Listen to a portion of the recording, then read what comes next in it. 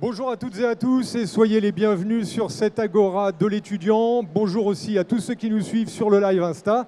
On va évoquer tous ensemble les métiers du numérique. Alors le numérique, ça fait bien sûr rêver, ça fait aussi fantasmer parce que on ne sait pas toujours comment ça se construit, ça se fabrique, comment on travaille dans les métiers du numérique.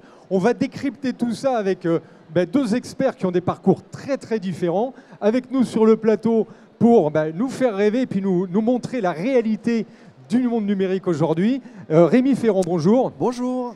Délégué général des talents du numérique. Exactement, une association qui a pour objectif de promouvoir les métiers et les formations du numérique. Ok, donc un regard très panoramique sur le métier, sur les chiffres, on va y revenir. Et puis Simon Kaki, que vous connaissez sous le nom de Simon sur TikTok, sur Insta, sur YouTube, donc influenceur. Et toi, tu es vraiment spécialisé sur l'électronique, l'informatique. C'est bien moi, on va en parler juste après. Voilà, on va en parler de tout ça. Alors, justement, pour démarrer, je voulais lancer une vidéo pour donner l'idée de ce qu'on peut faire aujourd'hui avec l'informatique et le numérique. On regarde tout de suite. C'est Simon qui nous explique comment fabriquer un laser pour les moustiques. Je ne vous en dis pas plus. Aujourd'hui j'invente un laser qui tue les moustiques. On utilisera ce puissant module laser et des insectes morts trouvés dans ma chambre. Ça les crame instantanément. Le laser sera positionné au bout d'un petit bras robot que j'imprime en 3D. Composé de 2 petits moteurs contrôlés par cette carte électronique pas chère. Et pour détecter les moustiques il faut ajouter une caméra. Mais j'en ajoute même une deuxième. Comme ça on pourra détecter ces enfoirés de moustiques partout. Une batterie, de la colle chaude pour installer le laser. Et ça y est, notre bras essaye de canarder notre moustique. Il détecte les insectes volants grâce à cette reconnaissance d'image téléchargée en libre accès. On installe le tout dans une banane, on n'oublie pas de mettre les caméras. Est-ce que tu seras plus jamais embêté par les insectes? Voici le test. Le laser s'anime, il va chercher des insectes un peu plus loin. Abonne-toi parce que ça marche. Mais faut quand même améliorer la détection à cause des yeux et tout. Voilà, donc ça c'est l'idée. Hop, je reviens en mode. Voilà, pour retrouver l'image. Alors, c'est l'idée tu vas nous en parler tout à l'heure, tous les petits clips que tu fais pour nous montrer comment tu fabriques des objets à partir d'électronique et d'informatique. On va en parler dans un instant, mais c'est ta spécialité aujourd'hui.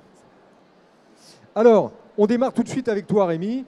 Le numérique, on a l'impression, dans le grand public, on se dit, tiens, c'est un secteur qui bouge énormément, où c'est le plein emploi, tout va bien.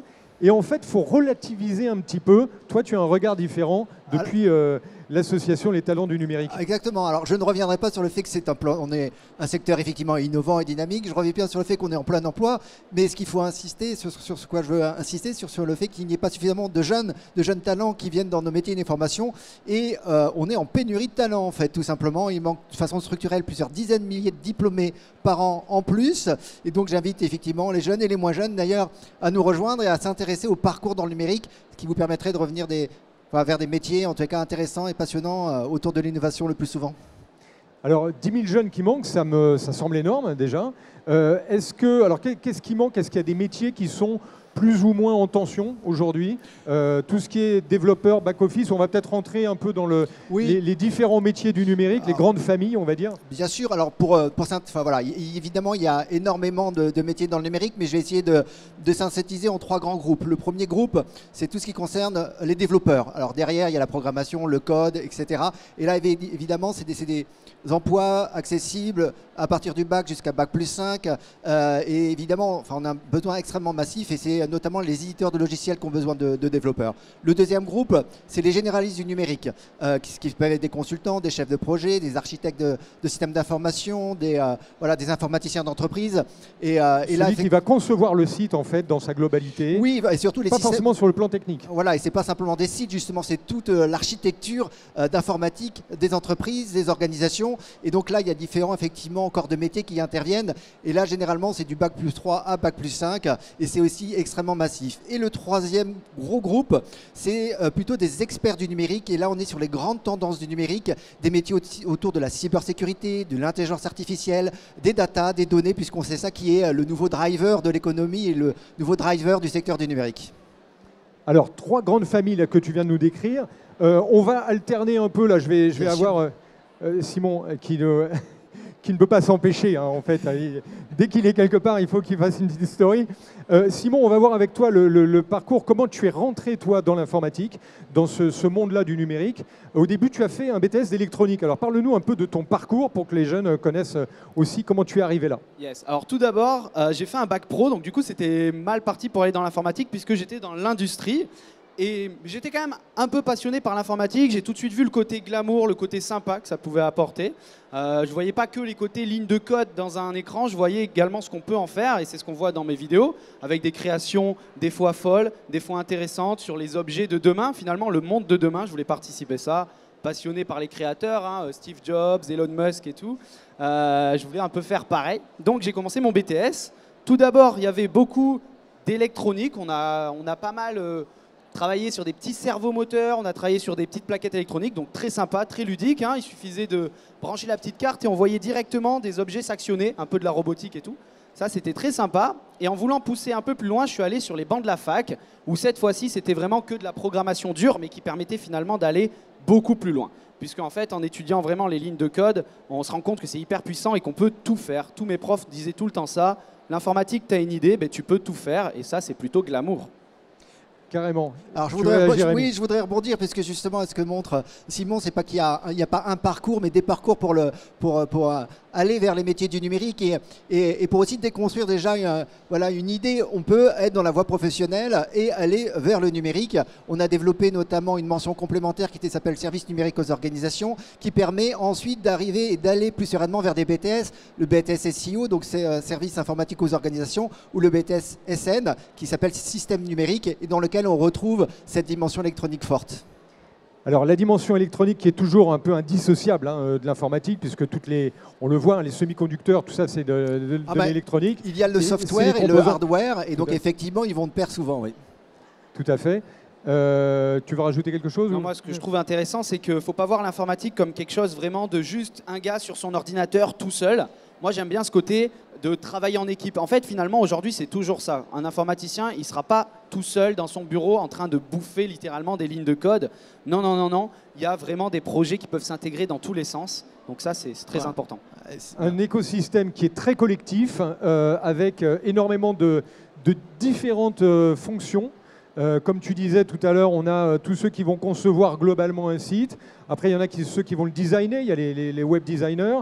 Et après, on va rentrer dans toute la machine à l'intérieur. Et tous ces gens-là vont devoir communiquer et s'aligner ensemble pour faire le job. Quand on regarde les chiffres, là, on a 80% de cadres, 93% en CDI. Oui. Donc effectivement, comme on est un secteur, dynamique, qui croît, relativement riche, effectivement les conditions pour les salariés et pour les professionnels numériques sont bonnes. Hein. Donc effectivement, c'est quasiment que des emplois en CDI, alors que c'est plutôt 60% dans le reste de l'économie. On est à 80% de cadres, puisque les niveaux de recrutement sont assez élevés, de Bac+3 à Bac+5, ce qui fait qu'effectivement, si vous vous engagez vers le numérique, vous aurez de l'emploi et en plus de bonnes conditions. Bonnes conditions, ça c'est quand même encourageant pour y aller. Si on parle des chiffres concernant les femmes, la mixité, on voit qu'il y a 28% de femmes aujourd'hui. On peut faire mieux, mais Simon, tu vas le confirmer, les femmes ont vraiment une place à prendre dans le digital. Moi, je remarque dans les startups, toutes les Cézanne, les vide-greniers, toutes les filles qui ont lancé des startups, des plateformes numériques qui se sont dit « Tiens, là, j'ai un créneau, j'y vais ». Et il y a des très belles success stories avec des femmes dans l'informatique aujourd'hui. Ah, c'est totalement vrai. En fait, je pense que les femmes comme les hommes comprennent de plus en plus que c'est l'éclate. Moi, je les vois. J'ai travaillé dans quelques entreprises dans l'informatique et franchement, on le voit, ils sont tous passionnés comme jamais et comme on le voit rarement dans d'autres milieux. Et on a aussi un pourcentage de jeunes, 25% moins de 30 ans. Oui, puisque c'est un secteur effectivement jeune qui recrute beaucoup de jeunes diplômés. Donc effectivement, la part des jeunes par rapport au reste des autres secteurs et de l'économie est plus importante. Donc ce qui prouve aussi que on vous attend et qu'il y a encore une fois des parcours à faire.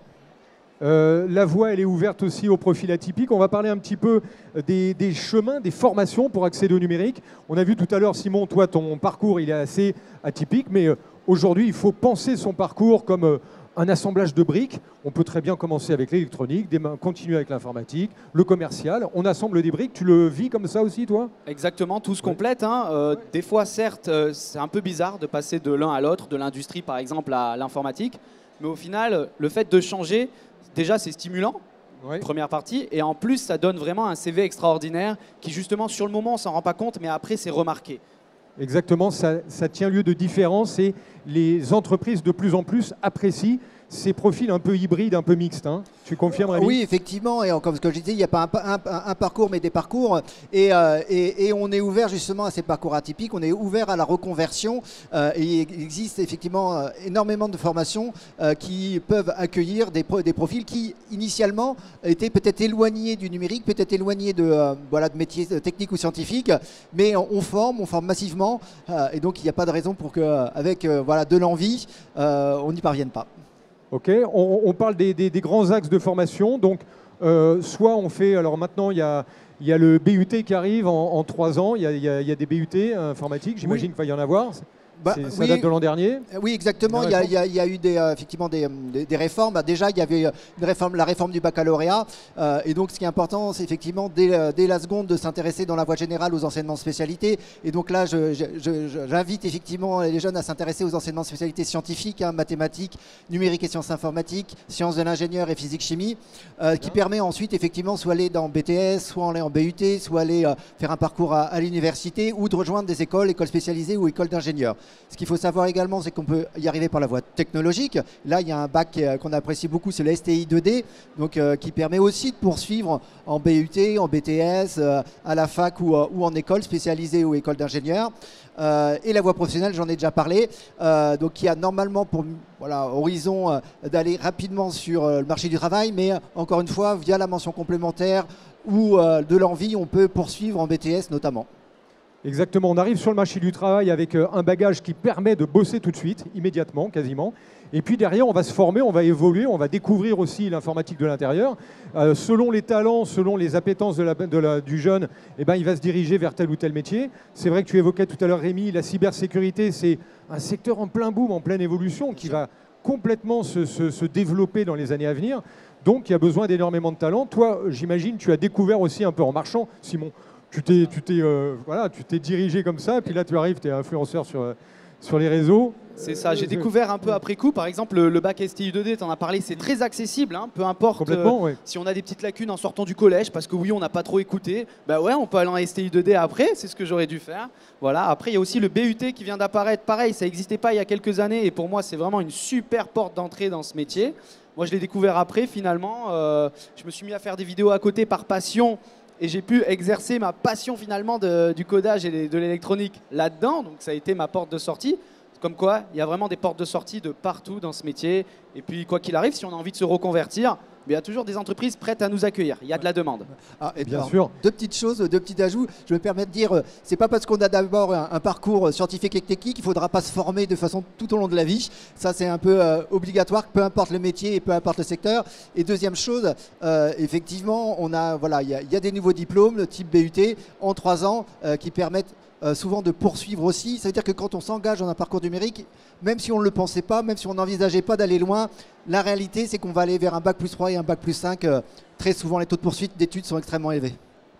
Exactement, et puis on le voit avec des secteurs qui vont s'ouvrir. Je pensais à l'IoT par rapport à ce que tu fais, Simon. Donc toi, il y a un aspect un peu prototypage, un peu tiens, je teste. Il y a le côté aussi ludique. Tu t'amuses avec ça, avec les objets que tu inventes. Là, on a vu tout à l'heure le laser pour les moustiques. Mais en même temps, c'est quelque chose qui marche. Et finalement, tu travailles un peu sur ce domaine de l'IoT, de l'objet Internet of Things, de l'objet connecté qui va demain se développer. Et c'est un domaine où il y a tout à explorer aujourd'hui. Ce qui est hyper plaisant d'abord, c'est le côté idée. Déjà, on se dit waouh, cette idée d'objet, elle est vachement fun. Puis après, on a envie d'aller plus loin. On se dit qu'une idée, c'est bien. Des idées, on peut en avoir 10 par jour. Il faut les noter, c'est important. Puis au bout d'un moment, il faut les réaliser. Et on peut encore aujourd'hui en réaliser une grande partie soi-même, en apprenant sur les bancs de certaines écoles, ou même déjà en commençant à regarder sur Internet, en apprenant. Et puis après, forcément, ça donne envie d'aller étudier dans ces domaines-là, ça c'est sûr.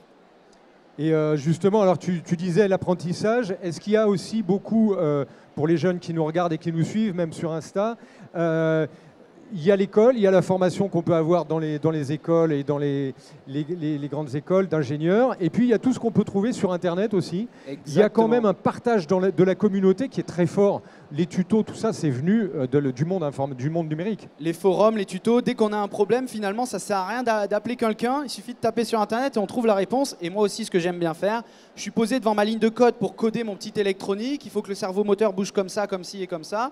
Et au final, je vais tester. Juste, je vais rien ouvrir, juste ce qu'on appelle l'IDE, c'est là où on tape les lignes un peu cheloues de toutes les couleurs là qui contrôlent les trucs. Ouais. Et je vais modifier des valeurs. Et au final, on arrive toujours à faire à peu près ce qu'on veut. Et on se dit, ah mince, bon, ça bug un peu à ce moment-là. On revient sur le code et vraiment par modification. Et en fait, on apprend finalement tout seul. Et ce côté exploration, parce qu'on a la vision de la chose très fastidieuse, plein de lignes de code qu'il faut coder, qu'il faut rentrer dans la machine à longueur de journée. Mais il y a ce côté exploration, comme tu l'évoques là, qui est assez incroyable et assez, j'imagine, très excitant à des moments de dialogue avec la machine. Tiens, si je change cette ligne de code, qu'est-ce que ça va faire sur la machine que je suis en train de faire? C'est hyper excitant et vraiment ce qui est cool, c'est qu'on peut effectivement prendre un bout de code sur Internet, on sait ce qu'il fait, on ne sait pas trop comment il fait et au final on arrive à comprendre en modifiant, en enlevant des lignes, en rajoutant et surtout ça va bien s'ancrer dans la mémoire. Quand on a réussi à modifier par soi-même son programme, déjà on en est hyper fiers, vraiment, on est trop fiers de ces 4 lignes qu'on pourrait imprimer limite et après on s'en souvient quoi. Alors, ce que je veux dire, c'est ce qui est intéressant dans ce que dit Simon et dans son parcours, c'est cette volonté de ne pas être simplement passif devant un objet, c'est d'avoir eu de la curiosité, d'être passé derrière la machine et de s'intéresser et d'avoir un impact finalement et de bousculer un peu ce qui semblait être figé en tout cas. Et ça, c'est hyper intéressant. Parce qu'on se rend compte que finalement, on a tous maintenant un smartphone dans la poche. On a accepté cette technologie à vitesse grand V, on l'a intégrée tout de suite. On ne se rend pas compte que c'est des outils extraordinaires. Extraordinaires, avec le GPS, la radio, la télé, le cinéma, la musique, j'ai tout dans le GPS. Cherchez pas, on est partout. On est partout, on est dans tous les métiers, dans tous les secteurs, donc effectivement, il est intéressant de Et c'est vrai que l'appareil que vous avez dans votre poche, que ce soit un iPhone ou un Android, n'importe qui peut aujourd'hui coder sa propre application, la soumettre sur le Play Store ou l'iOS Store, là, et donc on peut coder soi-même des choses qui vont être sur notre téléphone finalement. Et ça, c'est trop bien de le voir sur son device qu'on peut emporter partout, dans le métro, etc. Et c'est aussi une bonne porte d'entrée en tous les cas pour justement après s'intéresser aux formations plus académiques et venir vers ces métiers de l'informatique ou de la technique. Ok. Il y a des questions. Alors, je vais juste donner une petite indication pour le programme. À l'issue de cette table ronde, on ira sur le stand Atlas pour faire quelques...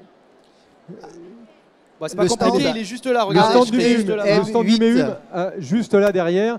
Le stand du MEUM pour faire des photos et avec Simon, et puis prolonger aussi le débat. Il y aura sûrement des questions à poser. Si vous en avez là tout de suite, bien sûr, on peut échanger. Est-ce que quelqu'un déjà, dès maintenant, a des questions? Une petite question sur le parcours, madame. Mademoiselle. Je peux venir avec mon micro? J'y vais? Moi j'y vais si vous voulez. J'y vais, non, mais j'y vais. C'est parti. Hop, c'est parti. Il est parti. Question de madame, et du coup, je me replace, tout va bien. Voilà. Quelles sont les qualités personnelles à avoir pour cette voix, en fait? Donc les qualités personnelles à avoir pour une telle voix. Alors, justement, c'est une très bonne question parce que souvent, on associe le numérique à des compétences techniques. Or, ce qui est important, c'est ce qu'on appelle des soft skills, c'est les qualités personnelles. Donc j'ai envie de répondre plus simplement. Il n'y a pas de qualité à avoir, il suffit d'être passionné. Oui, alors il suffit d'être intéressé même. Il faut être intéressé, passionné, mais après, il faut de la diplomatie, il faut de la communication, il faut de la pédagogie parce qu'on ne travaille pas seul et on travaille en groupe. Et ça passe aussi par ce genre de compétences et de qualités. C'est des qualités que l'être humain a de façon innée. Il suffit juste de... Ça dépend. Je pense que tout le monde en est capable. J'ai vu des parcours tout le monde différents. en est capable, mais que ce soit développé, c'est pas sûr. D'accord. Est-ce qu'il faut de l'humilité aussi par rapport à la machine?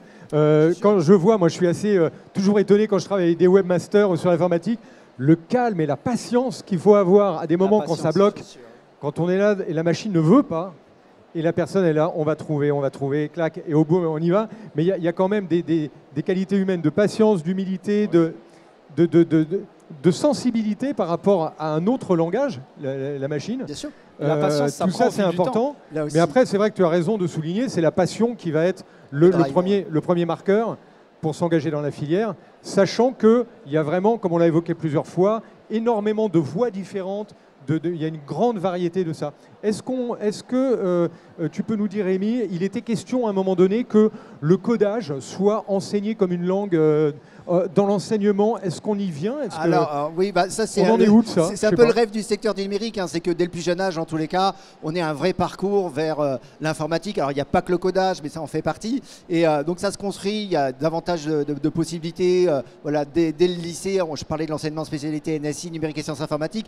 Mais ce qui est sûr, c'est que ce qu'on pense globalement, c'est qu'au-delà des compétences numériques pour les professionnels, il faut des compétences numériques pour tout un chacun, en tant que citoyen, en tant qu'usager. Vous vivez dans un monde digitalisé, il faut que vous ayez des compétences pour comprendre et pour évoluer sereinement. Donc, et ça s'apprend tôt. Voilà. Est-ce que, Simon, là je m'adresse à toi, par rapport à ton cercle d'amis, ta communauté, est-ce qu'il y a des gens qui viennent te demander des choses sur le numérique qu'ils ne comprennent pas, quand on parle de tout ce qui est de droit à l'image, les temps de connexion, etc. On sent que le numérique aujourd'hui fait partie de nos vies. On n'a pas eu forcément l'apprentissage équivalent à l'ampleur du phénomène. Est-ce qu'aujourd'hui, on vient te demander, tiens, voilà, ce que tu penses des réseaux, est-ce qu'il faut se connecter, est-ce qu'il faut poster, etc. C'est vrai que j'ai souvent la question, et pas forcément par les profils qu'on croit. Il y a beaucoup de gens derrière leur ordinateur qui vont se poser beaucoup de questions, et on voit que c'est quelque chose qui est très fédéré finalement, l'informatique, l'électronique. C'est quelque chose de passionné, les gens sont accrochés à ça. Dès qu'on parle de ça, tout de suite, on a une audience qui s'agrandit de jour en jour. Et beaucoup de gens posent des questions très pertinentes. C'est vrai que c'est un domaine intéressant. Ouais. Et il faut apprendre ce que tu évoquais là, Rémi, c'est qu'il faut se nourrir de ce qui se passe et puis gagner en maturité par rapport à l'écosystème numérique, à cet univers numérique. Bien sûr.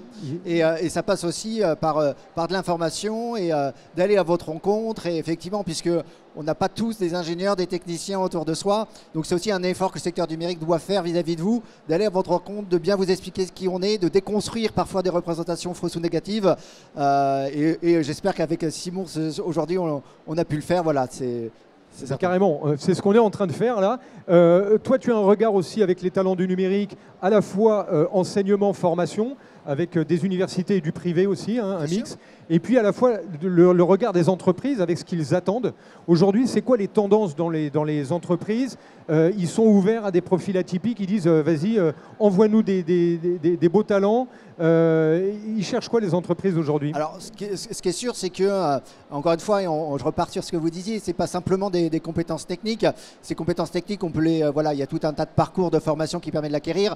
Mais le fait de connaître d'autres secteurs, pas simplement du secteur du numérique, le fait d'avoir des compétences parfois en sens social, parfois des compétences artistiques, peut aider, puisque, encore une fois, c'est un projet, c'est un tout. Il y a évidemment une composante technique et scientifique, mais il peut y avoir du design, du graphisme, de la rédaction, hein, puisque des sites internet, c'est également ça. Donc c'est tout un tas de métiers, tout un tas de compétences qui peuvent être mobilisées par le secteur du numérique. Juste là, puisque tu es sur ce cas précis, après je te donne la parole, Simon. J'avais interviewé Jean-Philippe Desbiol, IBM, Watson, qui crée l'intelligence artificielle aujourd'hui. Et la surprise, c'était que dans le premier tour de table, vraiment dans les débuts, quand ils ont construit l'intelligence artificielle, il y avait des linguistes, des gens de sciences sociales, parce que tout ce qu'on va rentrer dans la machine en termes de mots avait son importance. Et du coup, il fallait des linguistes, des gens très forts en langue, qui n'étaient absolument pas du domaine technique informatique. Il y a cette grande variété aussi de profils qui sont nécessaires pour construire aujourd'hui cet univers. Exactement. D'ailleurs, à un moment donné, j'ai un peu douté dans mon orientation et mes profs m'ont tout de suite dit « Oui, Simon, c'est vrai que toi, tu es quelqu'un qui est assez extraverti et il y a plein de postes justement dans des domaines plus financiers, plus commercial. Il y a plein de domaines en fait finalement. Donc, quoi qu'il arrive, même si vous sentez une petite baisse de régime, il y aura toujours de quoi rebondir. Et surtout, il y a un dernier truc que je voulais dire juste avant. C'est que moi, ce qui m'a emmené vraiment sur ce domaine-là de l'informatique, c'était vraiment les objets. J'étais passionné de savoir qu'il y avait des nouveaux objets qui sortent, les nouveaux Google Home, les nouveaux je ne sais quel objet, les nouveaux devices, quoi que ce soit Android, Apple ou quoi. C'est trop passionnant de voir ce qu'on arrive à faire aujourd'hui et d'avoir des objets qui sont hyper sexy en main et pouvoir les utiliser au quotidien. Ça, pour moi, c'est une passion et je pense que je ne suis pas le seul. Dites-le en commentaire. Carrément. Non, ce que je voulais dire, effectivement, les linguistes font des très bons codeurs, programmeurs, développeurs, parce que c'est les mêmes modes de raisonnement, les mêmes façons de faire fonctionner le cerveau. Donc on sait, il y a des belles histoires comme ça de linguistes qui ont pu se reconvertir dans le codage. Et alors, si on parle d'intelligence artificielle, là, on voit dans l'actualité des Facebook, des Google qui viennent ici investir Station F, ouvrir un centre, un labo de R&D sur l'intelligence artificielle. On a des très très très bons éléments aujourd'hui dans le codage, justement dans ces secteurs très pointus que tu évoquais tout à l'heure. Exactement. Enfin, si on a une pénurie de talents, c'est que évidemment les entreprises installées en France les utilisent, mais aussi parfois nos diplômés partent à l'étranger, ils sont très cotés, nos écoles d'ingénieurs sont renommées. Donc effectivement, on a une belle, des bons cursus académiques dans le numérique, ce qui fait que effectivement, lorsqu'on a un bac+1 dans le numérique, de l'université, d'école ou d'école d'ingénieurs, sur le marché du travail et même à l'étranger, on a de belles opportunités. Ouais. Cette dimension internationale, c'est important aujourd'hui pour les jeunes qui nous regardent et qui nous écoutent. Il y a toujours cette envie de se dire, tiens, voilà, cette formation, ce métier dans lequel je me lance, est-ce que je vais pouvoir voyager avec? Est-ce que je vais pouvoir bouger? C'est vrai que le numérique, par exemple, c'est un des métiers aujourd'hui qui ouvre énormément de portes à l'international. Tu y penses des fois, Simon, à ça? C'est totalement vrai. Au début, moi, ce que je voulais faire, c'était enseignant-chercheur. Alors, eux, c'est clair qu'ils bougent tout le temps. Ils sont invités aux quatre coins de la planète, littéralement, pour donner des conférences. On les voyait, ils arrivent en université pour donner leurs cours, ils ont encore leur valise, ils arrivent de l'aéroport qui est à côté de l'université. Ça, c'est la classe. Et donc l'international, Rémi, tu confirmes, oui, non, mais de toute façon, dans la plupart des cursus, notamment qui amènent à des bac+5, il y a des stages, il y a des moments ou même des années de césure à l'international. L'anglais est quand même une compétence qu'il faut souvent maîtriser parce que c'est dans cette langue que se passe beaucoup l'innovation. Et ensuite, effectivement, dans le monde occidental, en Amérique du Nord, en Europe de l'Ouest, tous ces emplois du numérique sont en pénurie. Donc de toute façon, vous serez recherché, vous serez et ça c'est intéressant de le dire effectivement si vous avez l'envie de bouger. Le numérique, c'est pas mal pour ça. Voilà, et on n'est pas forcément obligé d'aller aux États-Unis. On le voit, Simon, ton parcours le prouve. Aujourd'hui, il y a cette envie de ramener le numérique aussi un peu en France, de développer des projets européens, d'avoir des plateformes qui fonctionnent bien, qui sont... on a plein d'acteurs aujourd'hui qui sont... Il y a du Blablacar, ça c'est énorme. On a du... Doctolib. Voilà, Doctolib, très bon. Cette saison. Du Smash, exactement. Il y a énormément de plateformes qui commencent à s'installer en Europe. Et c'est important aussi de porter ce numérique national ou européen déjà pour combler un peu le retard qu'on a pris sur la première génération, parce qu'on ne va pas se mentir, les GAFA ont pris de la place, voilà, mais il y a l'avenir et il y a cette deuxième génération du numérique qui arrive. Est-ce que vous avez le sentiment tous les deux qu'on a fait un premier cycle peut-être de 20 ans là, dans le numérique, et là on repart sur une autre histoire avec, pas qu'une seule histoire, il y en aura plusieurs, puisqu'effectivement, il y a des grands mouvements. On a parlé de l'intelligence artificielle, les blockchains, mais il y a tout ce qui est l'informatique quantique qui va émerger. Donc, je ne vais pas rentrer dans le détail, mais ça va encore beaucoup nous bousculer dans les 5-10 ans à venir. Donc, effectivement, l'informatique quantique, pensons-y. Et rapidement, moi, j'ai un sentiment, c'est que si on veut être, entre guillemets, dans le coup, si on veut être là où il y a de l'emploi, c'est ici qu'il faut être, tout simplement, en informatique. Voilà, donc ça c'est une bonne... C'est une bonne conclusion. C'est une très bonne conclusion. Alors je vois qu'il nous reste un petit 2 minutes. On va même pas le chrono. Alors on va se retrouver sur le stand Numéum avec toi Simon et avec toi Rémi aussi pour aller faire des photos. Stand ADM8, exactement. Ok, et on va continuer donc ce salon autour de nos intervenants. Très bon salon à toutes et à tous. Ceux qui nous suivent sur Insta, à tout à l'heure pour une nouvelle table ronde. Merci, au revoir. Merci.